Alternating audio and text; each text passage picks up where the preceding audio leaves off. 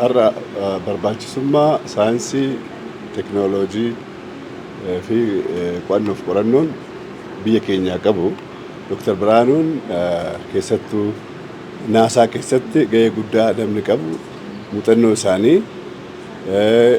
fidanii dhufanii gama biraatiin biyya kana keessatti mooyyuu muuxannoo biyya birootirraa arginurraa barbaachisummaan qo'annoof qorannoo saayinsii fi teknooloojii sirriitti diippilii yoo hojjetame guddina biyya saniitiif gahee guddaa akka qabu biyyoonni sun dorgoma biyyoota biroo kan ittiin caalan jireenyi isaanii immoo jireenya lafarraa qofa osoo hin ta'in jireenya addeessaa fi maarsii illee karoorfatanii akka hojjetan irraa hubachaa jira.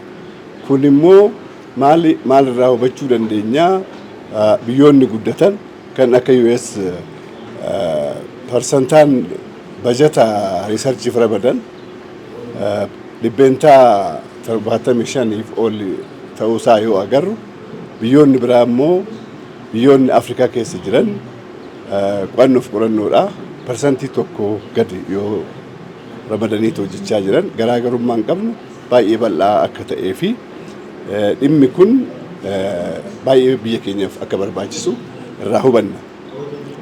Gama biraatiin laalchi barbaachisummaa qo'annoo saayinsii fi teknooloojii kunii biyyoonni kan irratti hojjechuu jalqaban bara 1951 irraa naannoo sanarraa qabee daataa ilaallu bajeta Ameerikaa fudhannu qo'annoof qorannoof gahee guddaa kan qabu mootummaatu baasaa ture.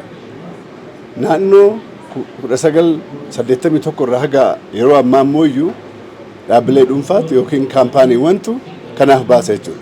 Kuni qo'annoof qorannoo barbaachisummaa saayinsii kan mootummaan qofti hojjetu osoo hin ta'in private sectoriin baay'ee irratti hirmaate bu'aa qo'annoon kun fidu irraa immoo incubation centerii dhaabuudhaan bu'aa riisarchiin fide kana dargaggeessa ofii garas madaqsuudhaan akka uumuu ta'u, akka innoveetarii ta'u, akka immoo kalaqni biyya keessaa guddatu.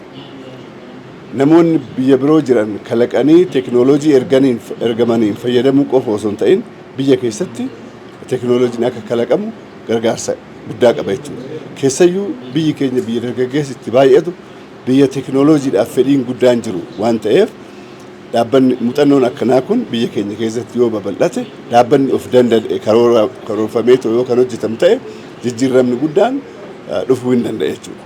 Yeroo ammaa teknooloojii biyya birootirraa arganneen qofa isaan irraa fudhannee hojjechuudhaan qofa biyya jijjiiruu hin dandeenyu. Kanaafuu kaarikulamiin barnootaa keenya xiyyeeffannaan mootummaa xiyyeeffannaan private sectorii barbaachisummaa saayinsii fi teknooloojii fi qo'annoof qorannoo kana beekee dhaabbileen kophaatti yuunivarsiitoota dur turanirraa adda kan ta'an dhaabbatanii ta'u haalli itti hojjetan osoo jiraate jijjiiramni guddaa hin dhufa jedheen yaada. Muuxannoon hanga ammaa biyya keessa jiru qo'annoof qorannoo irratti keessattuu hojiin guddaan akka karooraatti jiraatullee qo'annoof qorannoon hojjetamu shalfiirra darbee ta'u lafa bu'ee hojiitti hiikamee rakkoo uummataa rakkoo biyya ofii kan furu baay'ee sadarkaa xiqqaadha. Kanaafuu qo'annoof qorannoon kun gadi bu'ee ta'u hojiitti hiikamee keessattuu dhaabbileen barnoota olaanoo kan mootummaas ta'an kan dhuunfaa irratti hojjetanii ta'u jijjiirama fiduu qabu. Akka yuunivarsiitii dhuunfaatti yuunivarsiitiin keenya kan irratti hojii jalqabe qaba. Pilaatfoormii garaagaraa qaba.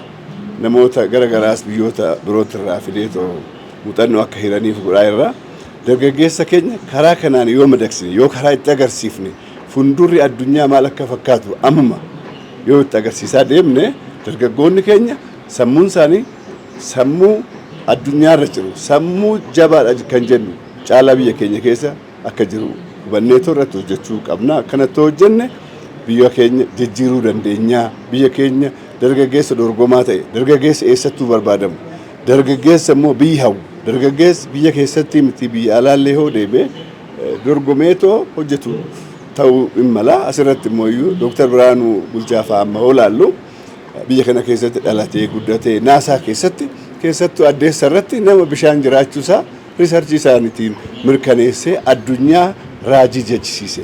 Namoota akkanaa immoo kan baay'ifachuu dandeenya mana barnootaa keessatti yoo karaa itti agarsiifne waan ta'eef hundi keenya irratti hojjechuu qabna kan jedhuun ergaa qaba.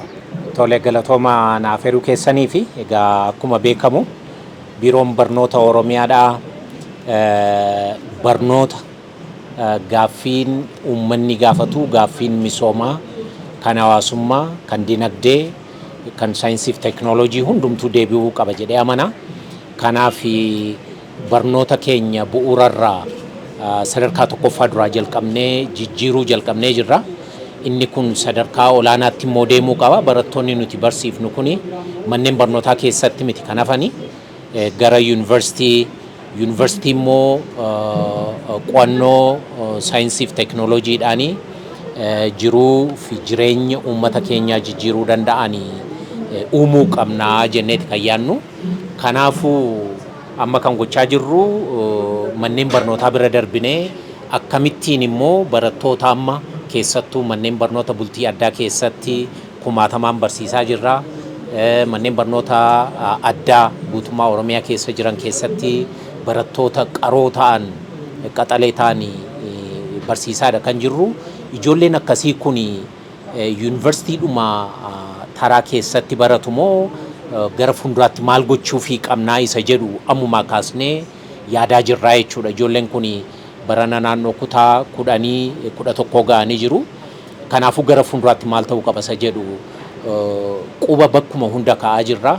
Egaan akkuma beekamu immoo diyaaspooraan keenya biyya alaa jiran hedduun isaanii disiipiliinii adda addaa keessa sadarkaa guddaa irra kan jiran hin jiru. Kana keessaati Dr. Birhaanuu Taaffasee Bulchaa namni jedhaman naasaa keessatti namni baay'ee beekaman hoogganaan biiroo barnoota Oromiyaa Dr. Tolaan quunnamtii taasisaniini isaanillee biyya kana yeroo adda addaa dhufanii daawwatanii ilaalaniiru. Kanaafuu mee maal gochuu dandeenya gara fuulduraatti qo'annoodhaan saayinsii fi teekinooloojiidhaan akkamiin jiruuf jireenya uummata keenyaa jijjiiruudhaaf ijoollee egeree amma manneen barnootaa keessa jiran akkamittiin qabuu dandeenya isa jedhu irratti mariin taasifamaa ture. Egaa mariin kun gara yaadaatti dhufe yaada jechuun gara karoora baasuu karoora baasan kan ammoo gara seminaaraatti jijjiiranii bakka pireezidentiiwwan yuunivarsiitii adda addaa kan mootummaa kan dhuunfaa akkasumas immoo saayinsii fi teekinooloojii dhaabbilee adda addaa keessa namoonni hojjetan kan akka AI artificial intelligence keessa namoonni jiran seminaara kanarratti affeeramanii hooggansi mootummaa sadarkaa adda addaa irra jiran illee affeeramanii yaada kana seminaara kana irratti hirmaatanii garamitti deemuu qabnaa isa jedhu irratti odeeffannoon amma taasifamaa jiru. Egaa akkuma isin iyyuu argitan biyyoonni guddatan kana dura guddatan biyyoonni akka Ameerikaa qabeenya gurguddaa qo'annoo kan addunyaa lafarraa utuu hin ta'in kan Maars irratti kan isaan qorachaa turan ji'a irratti kan isaan qorachaa turan utuma uummanni isaanii rakkoo keessa jiru uummanni isaanii utuu beela'uu utuu gaaffiiwwan jiruuf jireenya yeroo sanatti waggaa 50-60 dura isaan kan gara ji'a irratti ol ba'anii kan qorachuu jalqabanii yeroo kanatti uummanni isaanii taaksii kaffalanii maaliif waan hin taane irratti qabeenya keenya balleessitu ittiin jetanii utuma isaan qeeqanii teekinooloojiin amma nuti addunyaa kanarratti arginu kan warra Awurooppaa warra Ameerikaa irrallee darbee kanarra nuti itti fayyadamaa jirru kan fide kun bu'aa qorannoo rakkoo keessa ta'anii hojii hojjechuuti. Nus egaa akka Oromiyaatti akka Itoophiyaattis rakkoodhuma keessa teenyee waan fagoo abjoochuun barbaachisaa jennee waan amannuufi gara fuulduraatti mee akkamiin wanta fooyyaa yuunivarsiitii fooyyaa instituutii teekinooloojii fooyyaa akkamittiin hundeessuu dandeenya jedhu irratti yaadrimee irratti kan mari'achaa jirru. Isa kanaaf egaa akkuma isin iyyuu argitan pireezentaashiniin taasifameera muuxannoo addunyaa kanarra jiru biyyoonni Awurooppaan Ameerikaan akkamittiin as ga'an kaleessa maal gochaa turan gufuu akkamii keessa darbanii as ga'an isa jedhu irratti nu dhiyaatee jira. Nus egaa har'a waanuma wal fakkaatu keessa boodatti hafnu malee late comer advantage qabna jechuudha. Nuti immoo tokkoffaa beektonni keenya yookaan eliitiin diyaaspooraan biyya alaa jiran muuxannoo exposure hedduudha kan qabanii exposure biyya alaarraa argatan kana fidanii asitti kanatu ture biyyoon akkasitiin guddatanii nummoo yoo akkasitiin deemne guddachuu dandeenya yaada jedhu nu dhiyeessanii carraadhuma kanaan kanani waamicha taasisuu barbaadu lammiin Itoophiyaa diyaaspooraan biyya alaa jiran bebbeekamoon disiplinii adda addaa irratti ogummaa gurguddaa qaban karaa fayyaa karaa teknoolojii odeeffannoo karaa mechanical wanta ta'anii karaa hundumaa karaa qonnaa namoonni beekumsa adda addaa qaban ammallee akkuma Dr. Birhaanuu kana fakkeenyummaa isaanii fudhatanii gara biyya keenyatti yaada gurguddaa yoo fidan ammallee simannee isa kana lafa qabsiisuudhaa fi qophii guddaa qabaachuu keenya gamanumaan maqaa biiroo barnoota Oromiyaatiin ibsuun barbaada jechuudha.